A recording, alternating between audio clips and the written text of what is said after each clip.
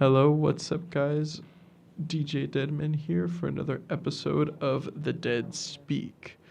This show is going to be a really interesting one. We've got some new gaming news plus discussion on movies, so stay tuned. For now, here's Feel Good Inc. by Gorillaz. And that was Feel Good by Gorillaz. Weird band. I'm not gonna lie, I don't actually listen to Gorillaz. That's like the only song I listen to.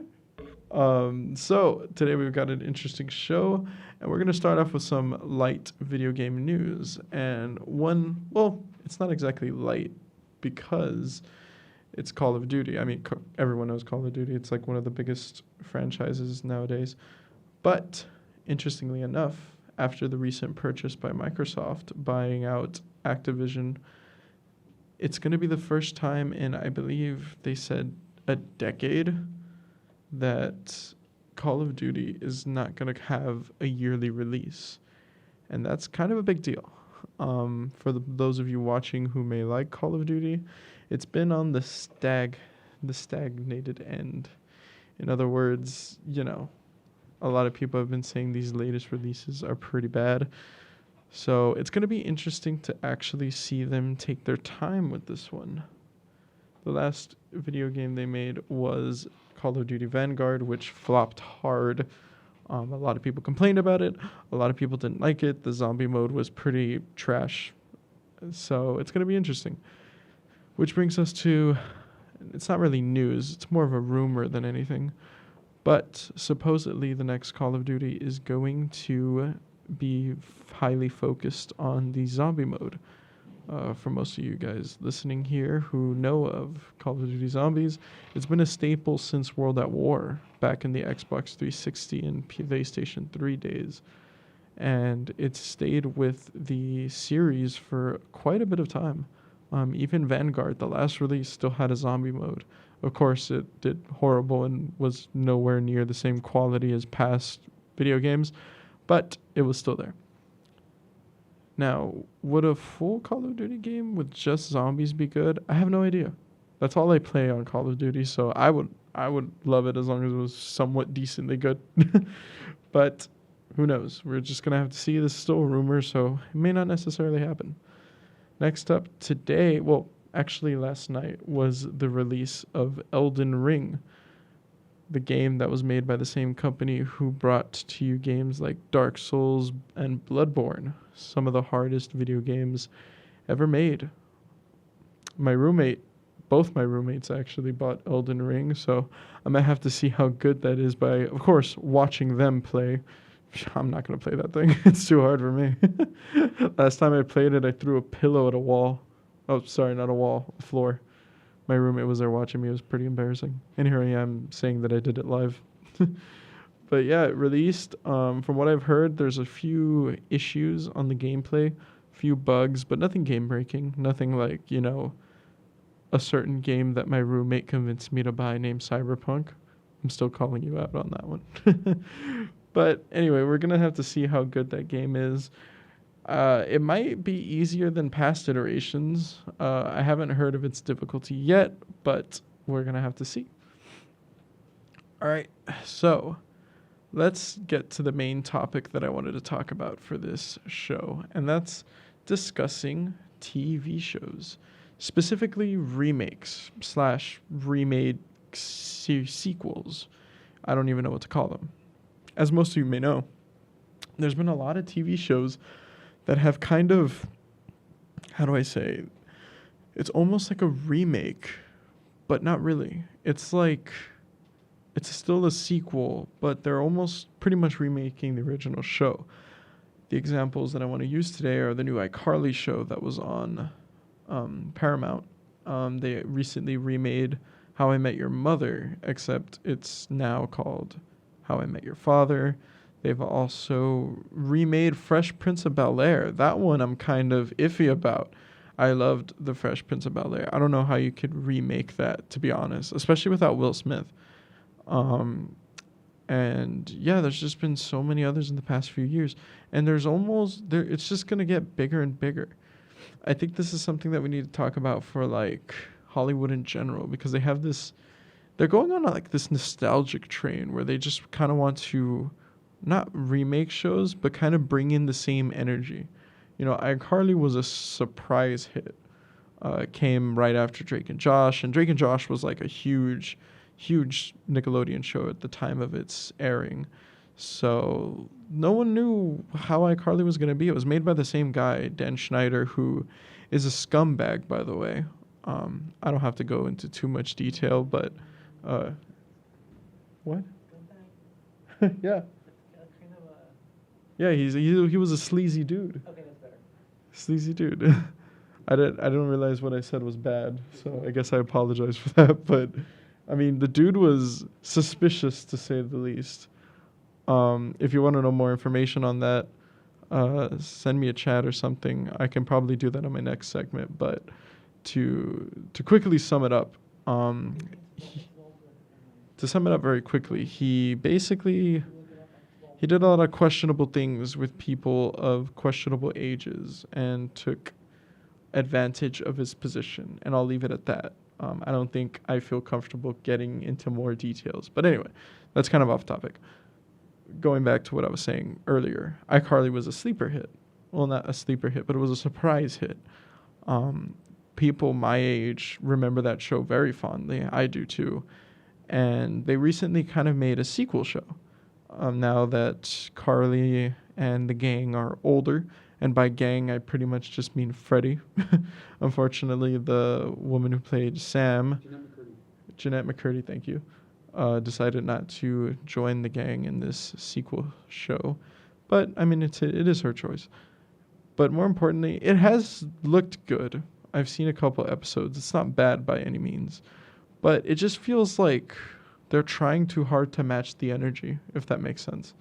Like, they know there was a reason the original one succeeded, and it seems like they're trying to kind of remake that in a way. The best way I can compare it is the 7th episode of Star Wars.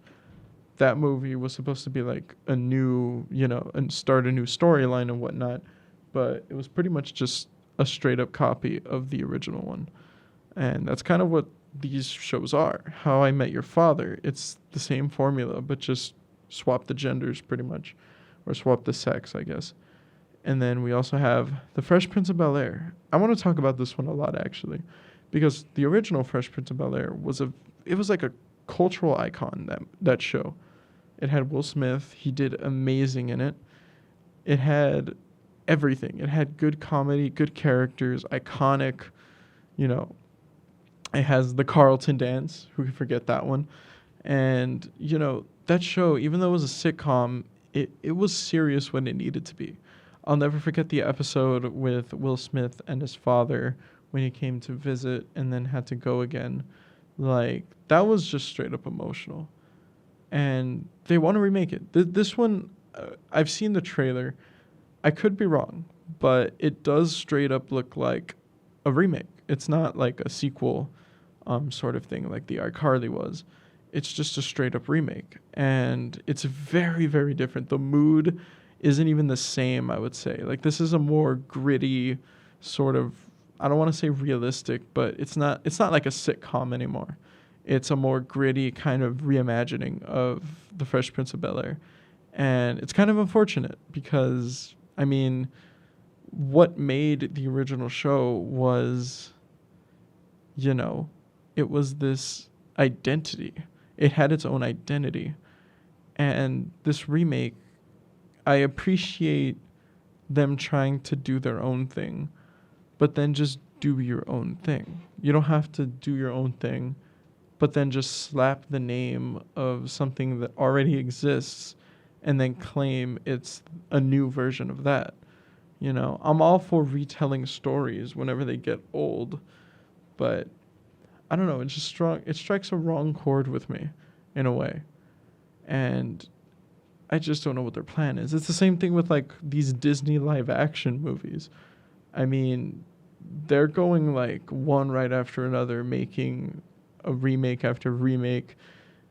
Started with Cinderella, but then you got like Beauty and the Beast. I know The Lion King isn't technically live action, but it's like a CGI kind of live action thing.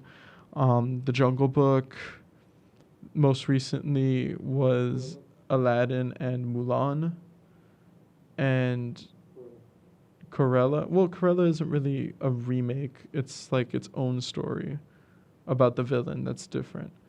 A remake is just, it's like a reimagination. Like Mulan has the same plot, but there's a lot of things that they kind of swapped. Like now the villain is like the villain's bird is like this magical witch lady, uh, and it's just I don't understand the point of remaking all this because they're classics. They will always be classic.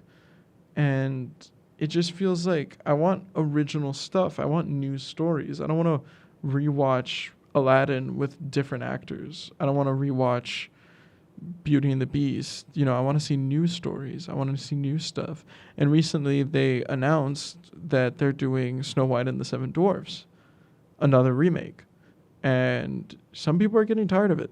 The guy who played Lannister from Game of Thrones, the short guy, like he went on, I don't want to say a rant, but he was pretty upset about the whole announcement on Snow White and the Seven Dwarfs. Because to him, it's like this, like the original story was kind of offensive because you've got these like little men all living in a cave. It kind of implores the stereotypes that they're dwarves or whatever, which I guess they were, but I don't think it helped the case. And now they're like remaking it. And it's just, there's so many problems with all this. And that's just where Hollywood is right now. I don't think it's a good place to be, but that's where we're at. We're at a point where it's like going completely full circle in a way. Like, does that make sense? You know what I mean? It's just weird. I don't know how I feel. It's just we're talking about reboots, and that's how it's going to have to be, unfortunately. If I was running Hollywood, it would be very different. I'll tell you that much. Anyway, unfortunately, we're going to have to go into a music break here, so please don't go anywhere. But for now, here is Take It on the Run by REO Speedwagon. Please enjoy. And we're back. That was some awesome promos from our other DJs here in Vaquero Radio, the Valley Student Station. Be sure to tune in with them and continue to tune in my show. I really appreciate every single one of y'all from the bottom of my heart. Stay gold, stay gold. So, now we're going to get into another topic that I feel very passionate about. It's still within the movie range of discussion, and that's villain movies. Mentioning Corella gave me the idea to talk about this because lately Hollywood has also decided to dive into some villain stories in a lot of movies, TV shows. It's so far been a lot of comics, but we've gotten a few in general. We've got the Joker movie that came out a few years ago. Corella recently came out last year. We also have the 2 Venom movies, the Loki TV show. So we're getting a couple of these like sort of bad guy villain stories. I think most recently we have Peacemaker made a TV show. Oh, how can I forget the Suicide Squad?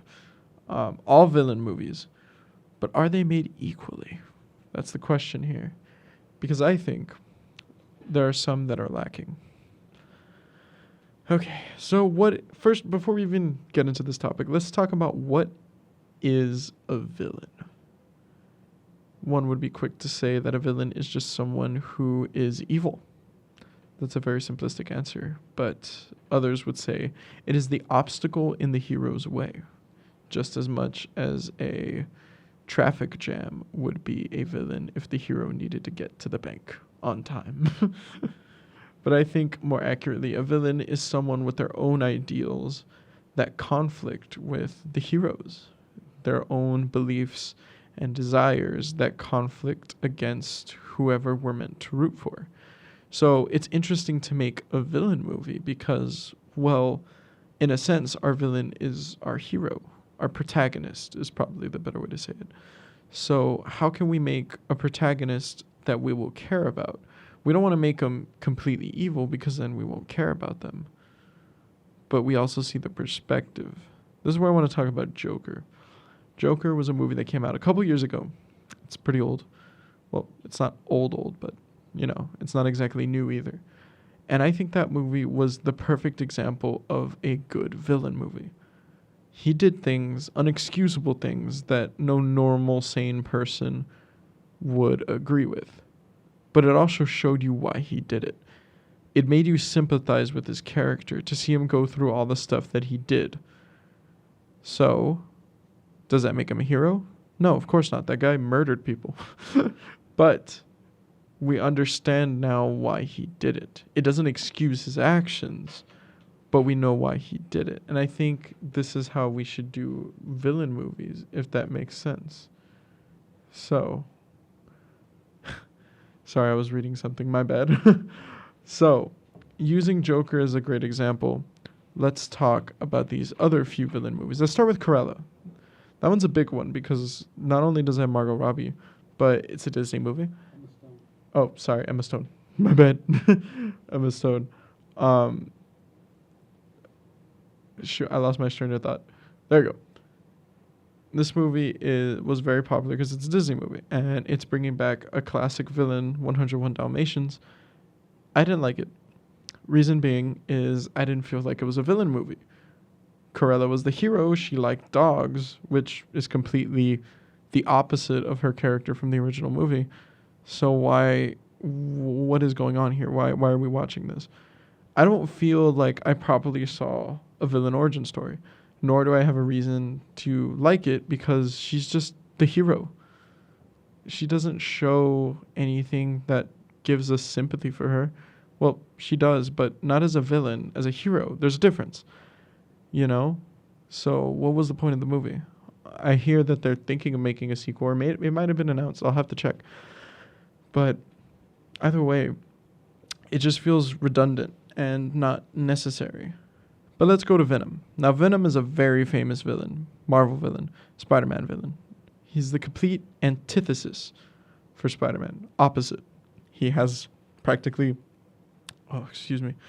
he has practically the same, English, hard. He has practically the same powers as Spider-Man. And he was Spider-Man for a while until, Peter Parker figured out it was an alien and decided to part ways. But more importantly, and the reason why I'm bringing it up, he was a good villain. He had conflict in his character as he somewhat wanted to do good, but he also hated the world that he lived in. He didn't like Peter Parker anymore. And so that brings us to the Venom movie. The first thing that makes the Venom movie difficult is the fact that there's no Spider-Man in it. So that's already a huge, huge bad thing about it.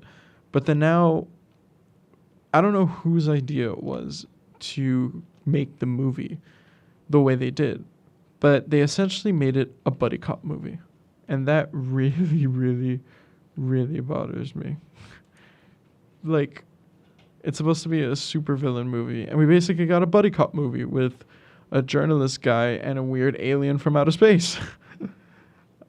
I just feel like it could have totally done better. A lot better than it did, because Venom is a cool guy. I was going to say a particular word that I shouldn't say on air, but he's that good. And I thought that Carnage coming into the fray would pretty much upgrade the movie because Carnage is a good villain. And in the comics, it took both Venom and Spider-Man to beat him. And now we're here where, it's just, overall, these villain movies are getting old. They're getting, they don't feel like we're seeing them as villains. I understand the whole idea of every villain is the hero of their own story, but not in a moral sense. Like, they have reason to believe what they're doing is right, but in these movies, we're straight up seeing someone with moral good, who is morally good and fights for morally good reasons. We don't see that moral ambiguity. The thing that makes us question our beliefs, question our hero and villain's motives. The best villains make you think, maybe they're right. Or, I understand you now. That's how Joker did it.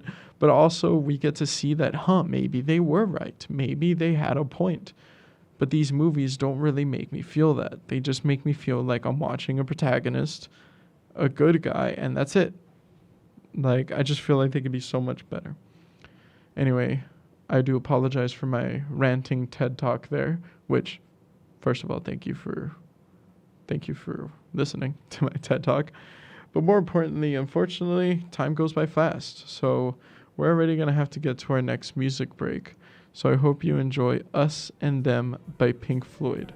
Please enjoy. That was Us and Them by Pink Floyd from one of my favorite albums of all time, Dark Side of the Moon. I wanted to take this opportunity to real quick talk about some world news. I know I've been doing entertainment these past couple of days, or weeks, I should say, but I think now is the time to talk about something a little more serious. Right now, there's very, very, very unrestful events going on in the country of the Ukraine. If you've been on world news, you'll know that right now Russia is currently invading the Ukraine. And from what I heard earlier is they're right outside the capital city of Kiev. I wanted to use Us and Them as sort of my segue because that song is about the horrors of war and how it almost seems like no one ever wants to fight it other than the select few on top. Not the people who collide with other men on the battlefield or women, but the people who point the fingers and shout the orders, rather than the people who actually give their life in defense of wherever they're at. And I use the word defense because that's what an army should do. Defend. There comes a time when it's time to fight. But those times are far and few in between. At least I like to think they are. But that's not what's going on in the Ukraine. This attack was provoked by Russia. They claim it was in defense. They claimed that they were doing it for the betterment, that they couldn't live next to a place that gave such risk for anything like that. This is severely untrue. At least I believe it is. Because how can you say they have no plan to invade and yet you place hundreds, thousands of soldiers waiting on the border to invade? How can you say you're not planning something when that's your actions?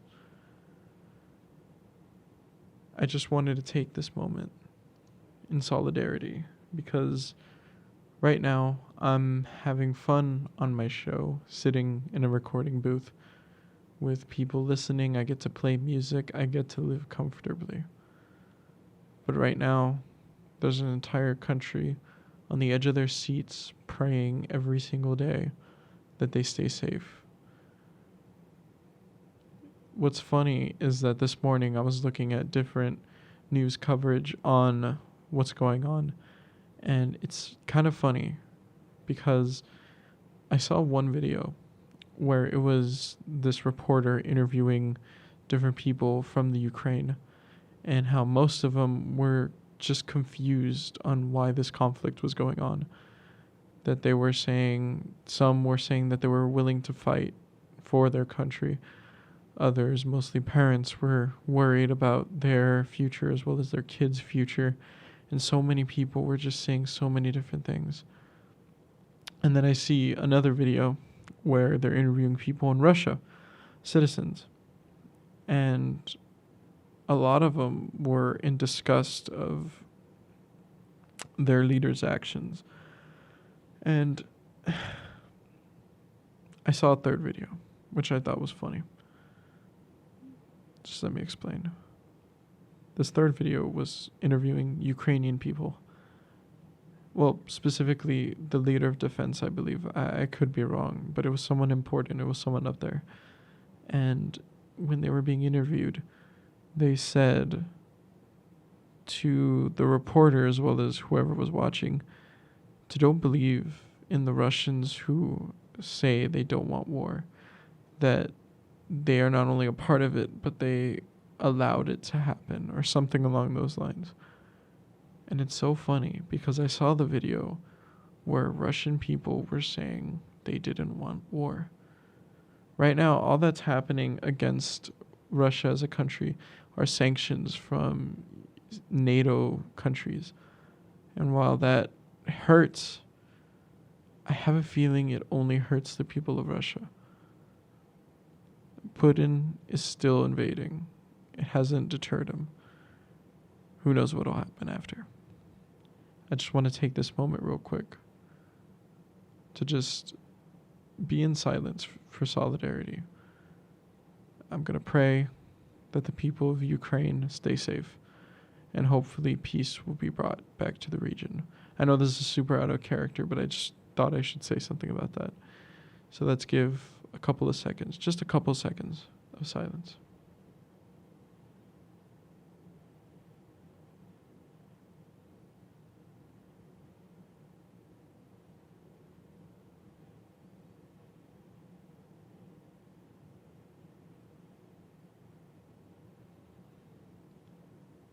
I hope everyone stays safe, and I hope everyone is thankful for the life that they're living. Let's get back on track. We're going to have to go to another music break, but sorry that I got a little real there. Just thought it was something that I needed to do. And anyway, I hope you all are enjoying your Friday so far. It's been pretty cold out, so wear a coat, stay warm for now. Let's hear some I Ran So Far Away from a Flock of Seagulls. Stay safe, and please enjoy and stay for the last segment of The Dead Speak with yours truly, DJ Deadman. Enjoy. That was I Ran So Far Away from a Flock of Seagulls. Very good song, very underrated. I think I first heard it in one of the Grand Theft Auto games, not the crime. Anyway, now it's time for Dead Man's Corner, the segment where I get to talk and rant about whatever I want. In a way, I kind of already did that with the villain thing, so I do apologize if I'm getting repetitive. But let's talk about something that I experienced, a travesty. Well, I didn't actually experience it, but it's something that I know is going on, and I find it very, very, very, very, very, very dumb. Let's talk about the menu hacks at McDonald's. I know, great segue, right? The McDonald's have had this like promotional deal. Well, it's not really a deal. I'll get into that in a second. But they've had this promotion of something called meal hacks on their app, which essentially is two meals combined with each other. They have the Land, Air, and Sea, which is pretty much just a normal cheeseburger with a fish burger and a chicken burger. The Filet-O-Fish, excuse me. And the chicken one, I forget what it's called. The McChicken, I believe. Very creative names. It's called the Land, Air, and Sea. They also have a Land and a Sea version, I believe. I'm pulling up the menu hacks right now. They've got the Surf plus Turf. That's the one that's like a Big Mac combined with the Filet-O-Fish. They have the Land, Air, and Sea. The Crunchy Double, which is, I think, the only one that sounds decent. The Crunchy Double is a double cheeseburger with chicken nuggets in it. All these sound fine and dandy until you get to the finer details. And this is why I think it's very dumb. These aren't actual meals that come together. They come like a Lego set. You're putting them together. So if you order the Land, Air, and Sea, which is the Filet-O-Fish, the McChicken, and then just a simple cheeseburger, you're getting a Filet-O-Fish, a McChicken, and a cheeseburger. Your job is to put them together. That's what the menu hack is. It doesn't come pre-built. You got to build it yourself. And this is dumb because, and here's the other thing. You might think that because it's like a promotion that, oh, it must be cheaper to buy these items together in the menu hack. That's probably why they're doing it. Probably like $1 off or something. Wrong. It is not. you're actually paying full price for each of the items that come in these menu hacks. So if you get the crunchy double, which is a double cheeseburger with 6-piece chicken nuggets, you are paying for a double cheeseburger with 6 chicken nuggets. That's what you're paying for. So the reason why I want to rant about it is because there's no incentive to order it. You have to make it yourself. It's not put together, and there's no deal, there's no price change that makes it more exciting. So you're literally just paying for 3, excuse me, sorry, so unprofessional. In the case of the Land, Air, and Sea, which is just the 3 burgers, you are paying for each of the 3 burgers just to get home and have to put them together. So what even is the point of these? Why do I want to order them? I don't. That's the issue. I don't know who thought of this idea. I think I read it came from apparently it had something to do with some glitch that was in the systems, because you know how they have like that touchscreen thing to order now. Supposedly, it came from a hack of that where people were like combining burgers, which sounds fair. It sounds like a fun idea, but it's just, again, there's no incentive to order any of it. You're not gonna pay less, and you have to put it together anyway. There's no I hear it's gonna go away soon, but no, it isn't. You could straight up just order the item separately, and you still have it. So I don't know what the big fuss is about. I don't get it. Speaking of big fuss and food items, this past week I got to try the Impossible Whopper and the regular Whopper. I was so excited to finally get the opportunity to try these 2 items and see what the difference was. And here's my findings.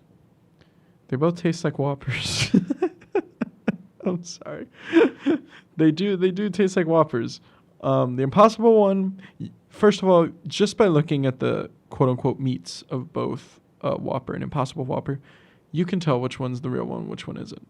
The Impossible Whopper has this weird brown-looking look to it, so you can tell. It tasted the same, I think. They both tasted like beef, but the Impossible Whopper had this weird, I don't know, it had a weird texture to it that, it was different. Would I be able to tell which one was which? I don't know. I feel like I would, but I don't want to, quote myself here, but I think I could. Yeah, so there's that. And just talking about rounding up my week here, I also got to participate in the Chariada event in Brownsville, and they had alpacas. I got to pet and walk an alpaca, and that was a weird feeling. Have you ever touched an alpaca? It might have been a llama, but I'm just going to keep calling it an alpaca. They are so fluffy. Your hand touches their fur and it goes a foot in. It's crazy. So overall, I had a good week. And yeah, unfortunately, time does fly. It's the one thing we all can't escape: death, taxes, and time. So unfortunately, this episode of The Dead Speak is going to have to end. We're going to have to wrap up here. So I'm going to play one of my favorite songs, which I feel like kind of displays my mood a little bit, especially now with this gloomy day. So we're going to listen to some Space Oddity from David Bowie. A very good song, a very good one. I encourage you all to listen and feel the lyrics, just so it could help you get through the day. But anyway, I hope to see you all next time. Have a good day. Have a good weekend. Stay safe. And I'll see you next week. This is DJ Deadman signing off.